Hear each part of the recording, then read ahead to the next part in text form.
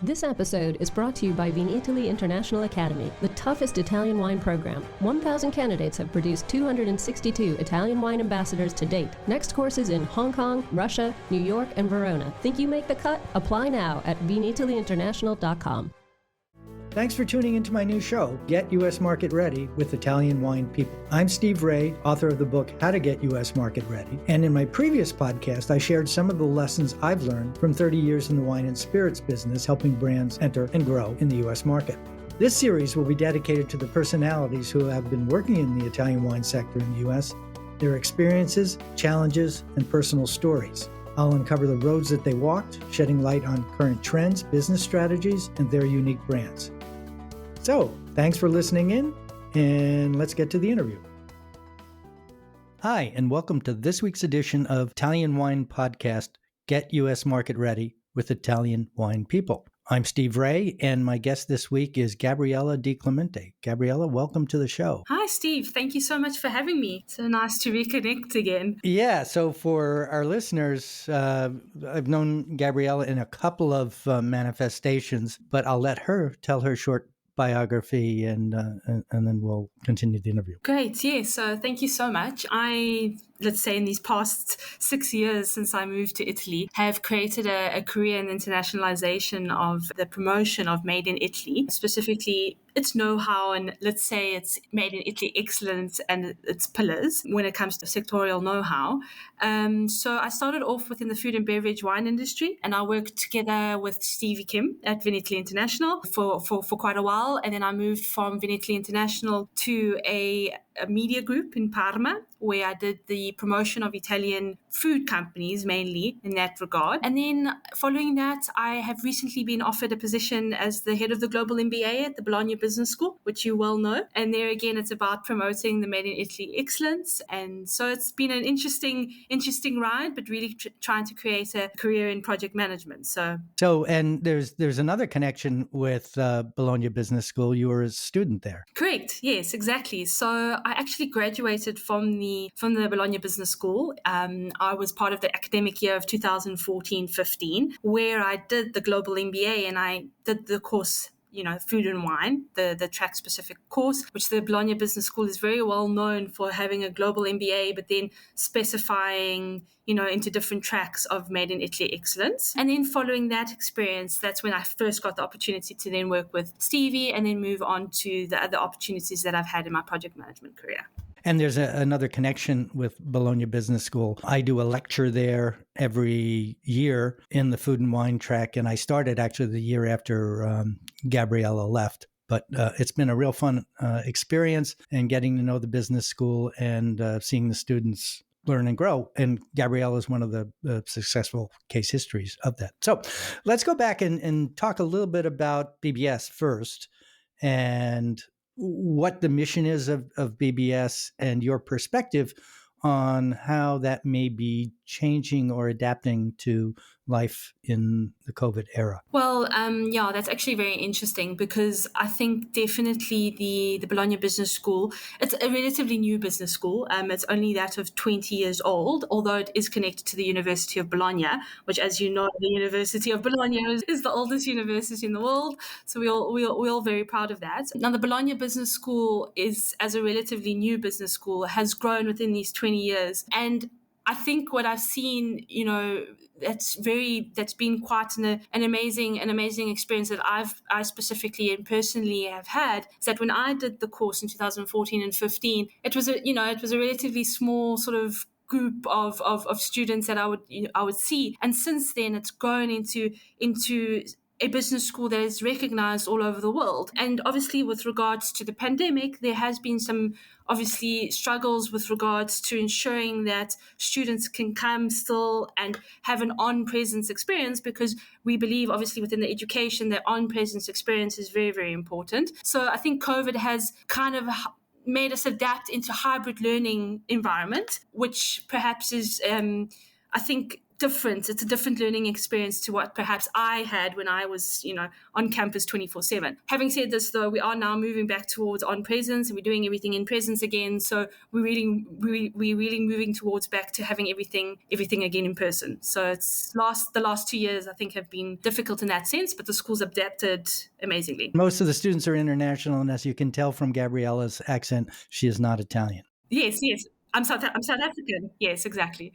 So what prompted you to move to Italy in the first place? Well, actually, when I was in South Africa, I have a Bachelor's of Arts, and I majored in Italian and International Relations because I'm actually of Italian heritage. And then I did a postgraduate diploma in Business Management at the Wits Business School. So I come from Johannesburg, so I studied at the University of Witwatersrand. And then I moved on to the Wits Business School, which is the business school associated to the University of Witwatersrand. And then I worked for a company where I did front of house sort of catering events, private events where I would bring chefs to people's homes. And it was an Italian South African company, very well known in the restaurant industry back at home.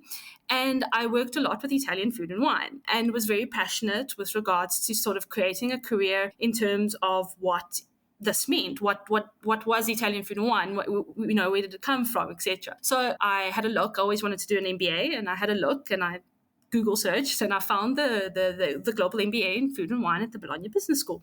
So that made me then, move to Italy in September of 2014 and pursue the MBA, pursue the course, and then from there pursue my career. Cool. Okay. So now you're at BBS. What are your goals there, both at the school and your involvement in the Italian wine industry? And I make a point that it's the food and wine track, so it's not exclusively a wine thing. Obviously, Italy's big in food, everything from Parma ham to, Bologna.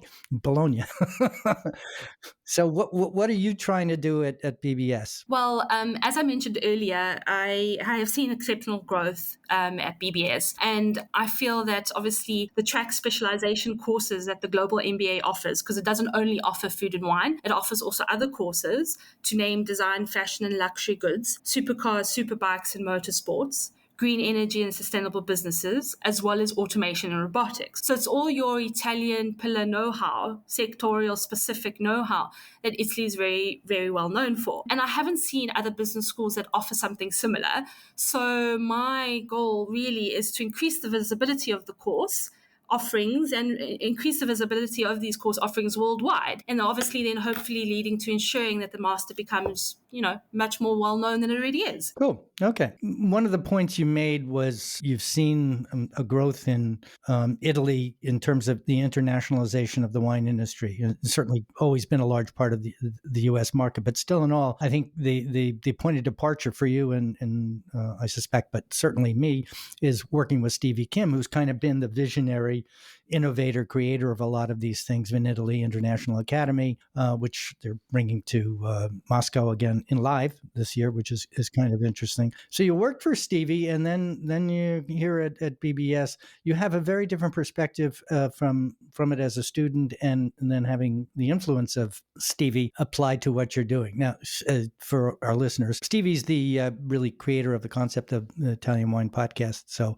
that's why we're spending so much time thinking about her. But tell me about what her influence was on you. Well, I think having my opportunity to start off my internship, because I did my actual BBS Global MBA in Food and Wine internship with Stevie, and then I moved from the internship and I pursued a couple of years with her, and I really found that her outtake on promoting Italian wine abroad was just different to what I had ever seen. And I think how she is able to ensure that, the Italian wine industry is world renowned is very impressive, because she took she's taken an international outlook, I think, on what the Italian wine industry means, and also aiding the vineyards in understanding what it means to export, and aiding the vineyards not only, in promotion and storytelling, but sort of giving an idea of what it actually means to be able to sell wines abroad. So I think that I saw a lot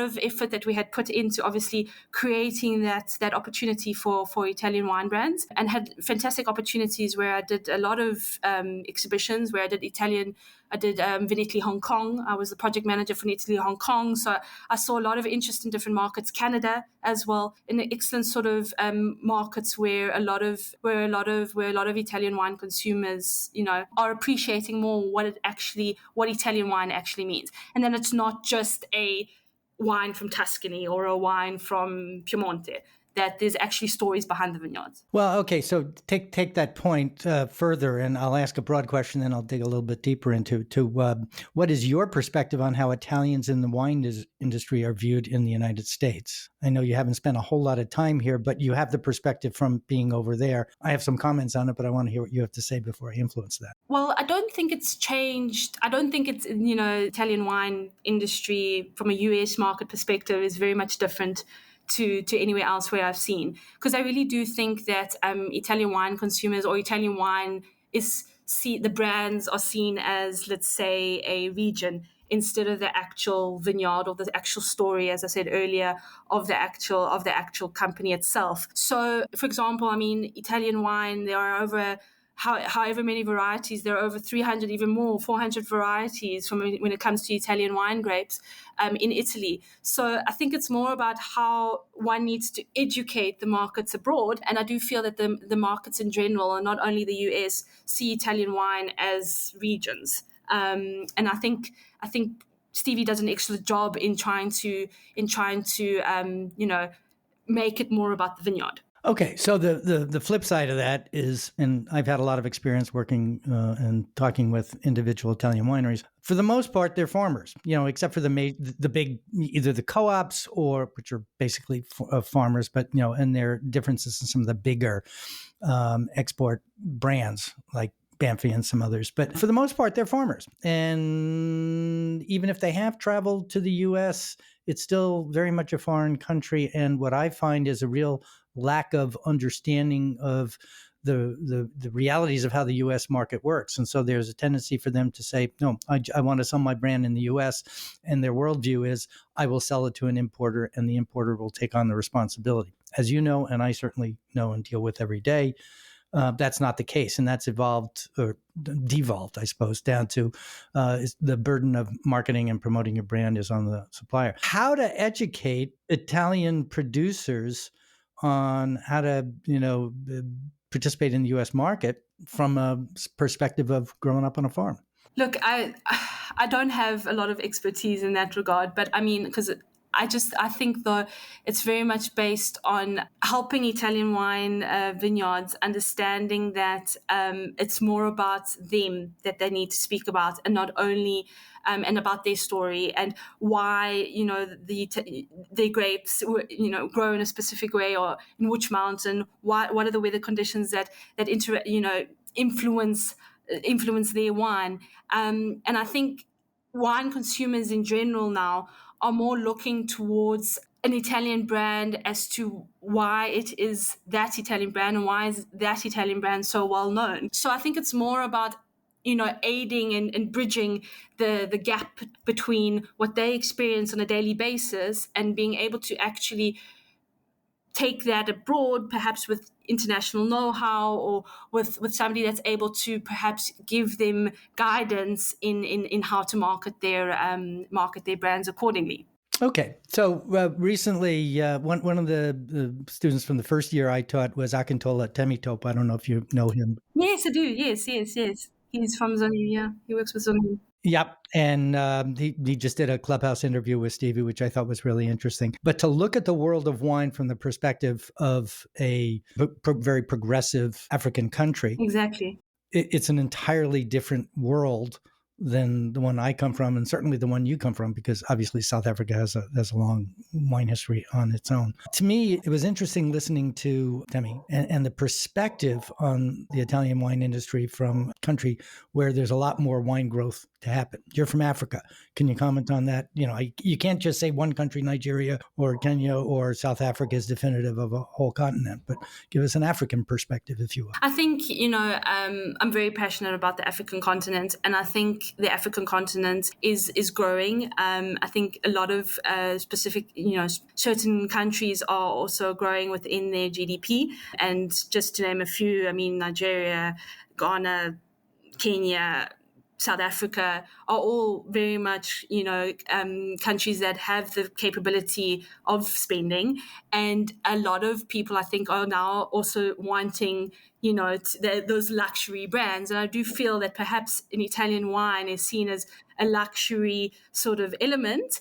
But the Africans are now sort of also is a market I feel that is not yet ready, but I feel that within the next couple of years, it's definitely something to keep an eye on, because there is the spending power there, and I do feel that a lot of people are now also wanting to get into sort of that same sort of element of buying luxury Italian brands, and not only wine, but design, luxury when it comes to clothes as well. So it's looking good for the African market. I really do think that it's something to keep an eye out for. One of the differences I see, well, obviously in the home country of Italy, Italian wine and food naturally go together. In the U.S., the most popular type of restaurant is Italian food, and obviously Italian wine is a natural fit there. The food in Africa, in each of those countries that you just mentioned, is very different, and within any given country is very different.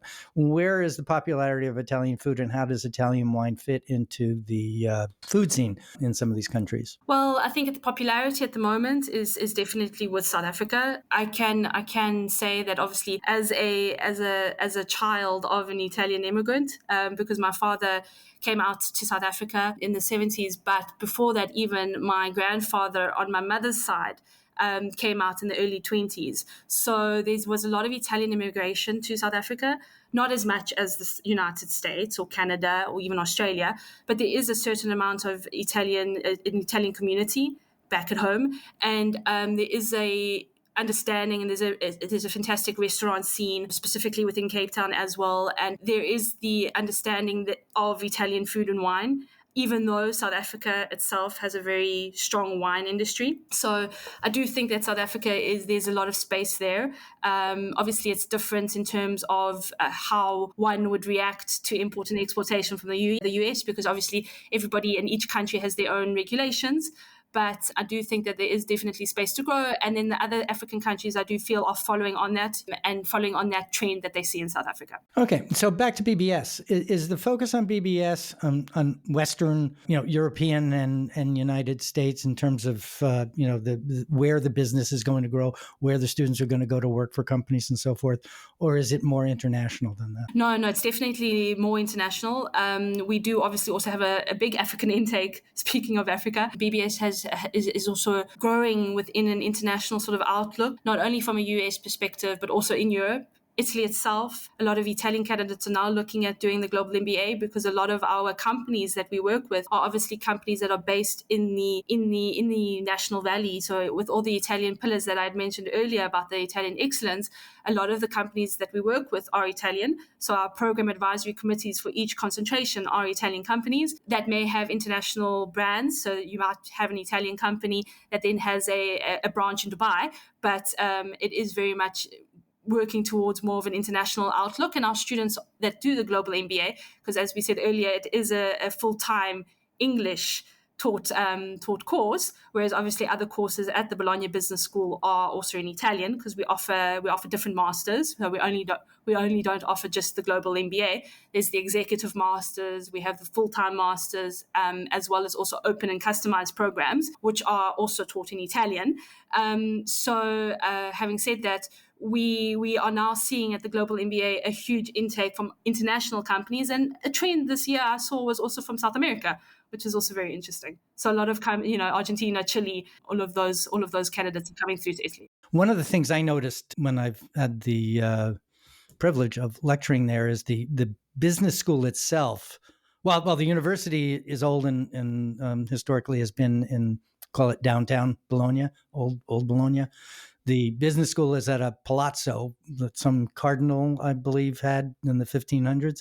And the contrast of speaking in a room or giving a class in a room, when you look up at the ceiling and there's frescoes on the ceiling and timbers from the 1500s, and coming down from that is a projector onto a screen that's capturing my PowerPoints where I'm looking at the students and there's this old giant fireplace and all that. This contrast of old and new is kind of interesting. And what I found particularly exciting was the quality level of the students, the engagement with the subject, and as much as I would like to think that it's my presentation, I think it's more the subject area than it is me. But I thought the students were really engaged in the perspective of having worked in the world and then coming back. So most of them were like, in their late 20s, generated some really, really good conversations that I really haven't seen in a lot of places. And in fact, when I was at Wine to Wine in October, a bunch of the students that we work with virtually were there, and it was really exciting to see them and hear some of the programs they've got going.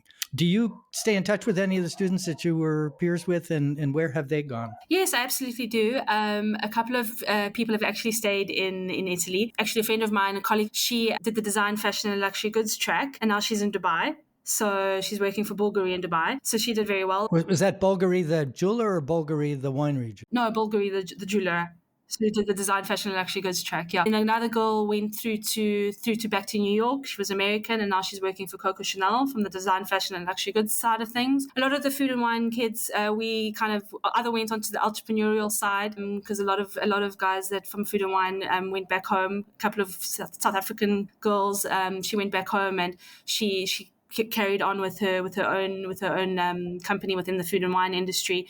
So I think what the Bologna Business School also tends to allow you to understand is how to create your own career and being able to network accordingly in order to ensure that you enjoy and pursue what you love. And I think that's I specifically learned. I took the knowledge, I took the know-how from the MBA general management and management skill courses, so your nitty-gritty normal general MBA courses, and I took the knowledge of the food and wine industry track specific sort of concentrations, as well as the networking that we got to do with the leaders, because we got a lot of leadership talks and interaction with practitioners, because we interact with the University of Bologna's faculty, but not only with the University of Bologna's faculty, also practitioners within the industry, as well as visiting professors from all over the world. So it really does give such an amazing opportunity to kind of launch your career in the direction that you want to take it.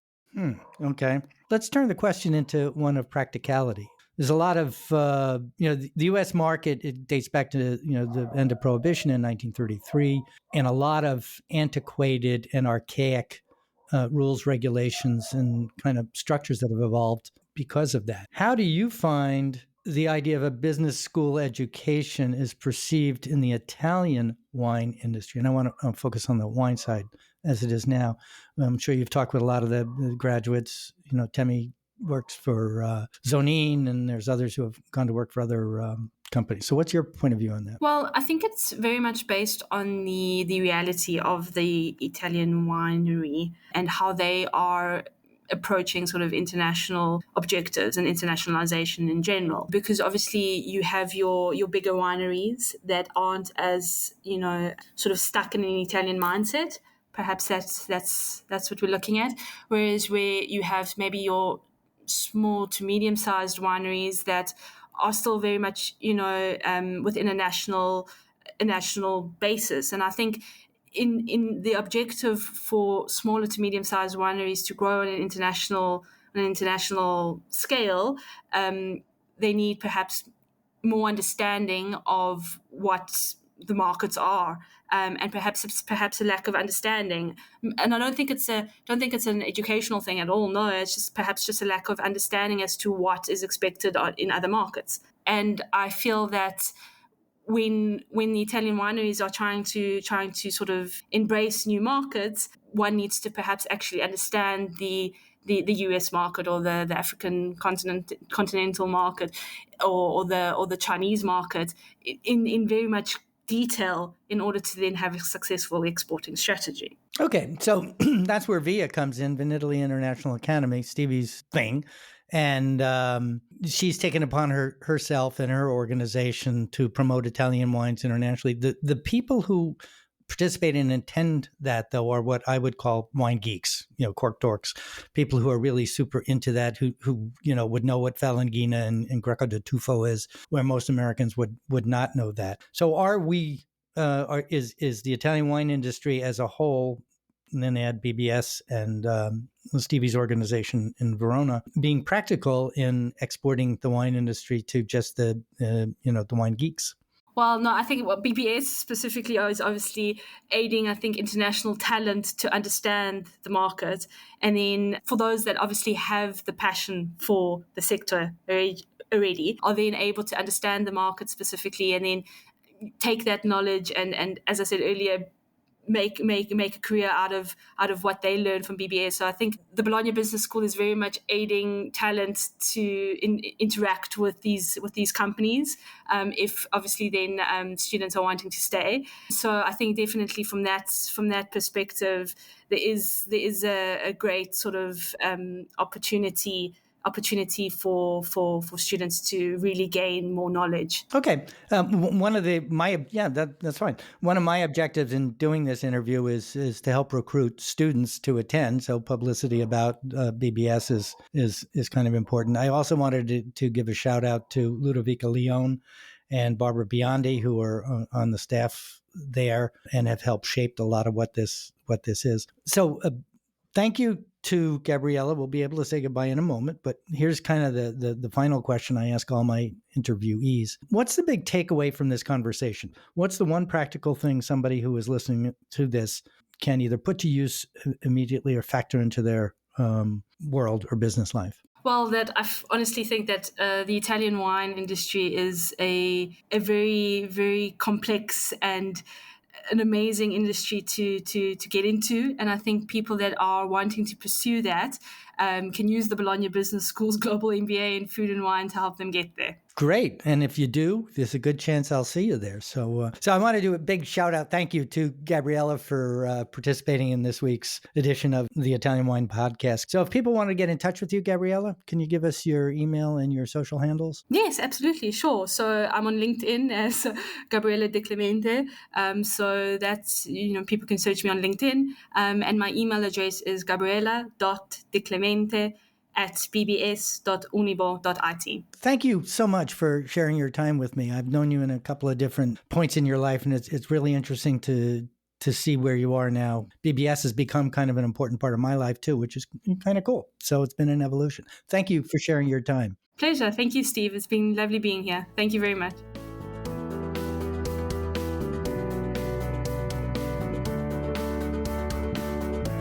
This is Steve Raye. Thanks again for listening on behalf of the Italian Wine Podcast.